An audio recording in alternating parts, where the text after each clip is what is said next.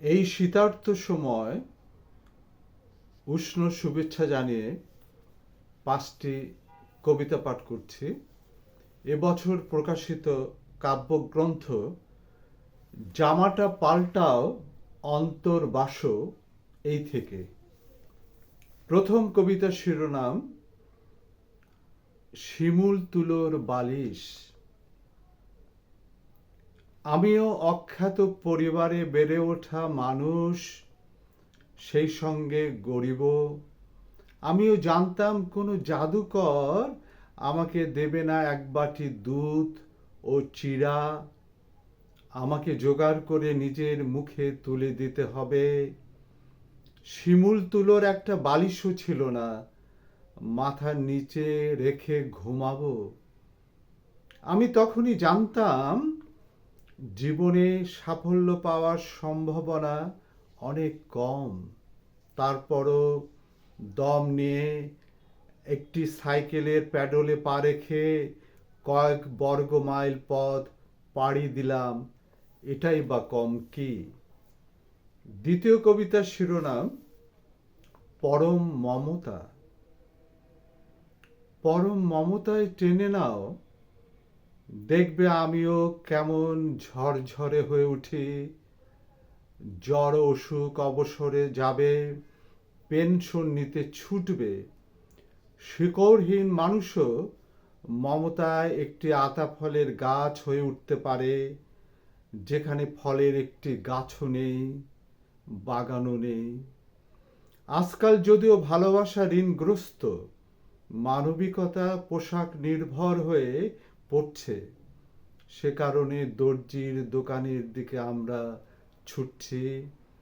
তবুও শুশ্রূষার জন্য বিরূপ বদ্বীপের উপকূলে তোমার স্পর্শের কোনো বিকল্প নেই।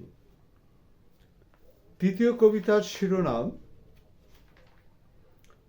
উদারতা। এত উদারতা, বনের ভিতর ঢুকে পড়বে জিরাফ শিকারীরা। তারা শুধু নয়, ঢুকে পড়বে মানুষ শিকারীরাও। উদারতা সবসময় পরম উৎস হয়ে রাখা যায় কি? এখনো তো আলমারিতে তালা, ড্রয়ারে তালা, আমাদের ঘরে তালা দিয়ে বাইরে যেতে হয়। সিসি ক্যামেরার বাজারও বর্ধনশীল। এখনো তো সব দিক দিয়ে উদারতা নির্ভর আস্থা রাখা সম্ভব হয় না বলে দুর্ভোগ ও বেদনা নিয়ে কখনো কখনো বিপর্যস্ত হয়ে পড়ি। চতুর্থ কবিতা আত্মাহীন পাথর। জীবনের চেয়ে উর্বর হয়ে যাচ্ছে আত্মাহীন পাথর। মোটা তাজা হচ্ছে চারপে সাপদ। চিড়িয়াখানায় নিয়ে কে তুলছে আমাদের? বলিদানের দিন কি এসে গেল আবারও? উর্বর যদি হয় বর্বর, তবে অসুস্থ সন্তানের পাশে মোমবাতিও জ্বালানো যাবে না।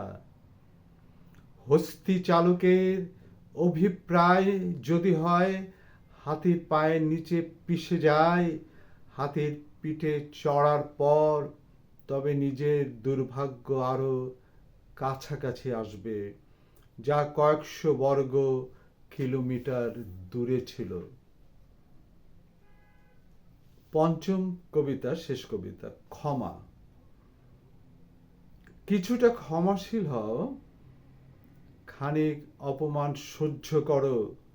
তোমার সম্মানের দিকে কিছু লোক আঙ্গুল তুলবে, তোমার চলা পথে ধুলো উড়াবে। তাই বলে মদমত্ত হয়ে জ্ঞান শূন্য হয়ে গোয়ার গোবিন্দ হয়ে উঠবে? নমনীয় হও, গুরুত্ব না দিয়ে ধাপ থেকে ধাপে পা রাখো। মই ও সিঁড়ি কেঁপে উঠবে, তাতেই হিংসুটে ও পরশ্রী কাতর লোকেরা আতর মাখতে ব্যতিব্যস্ত হয়ে উঠবে।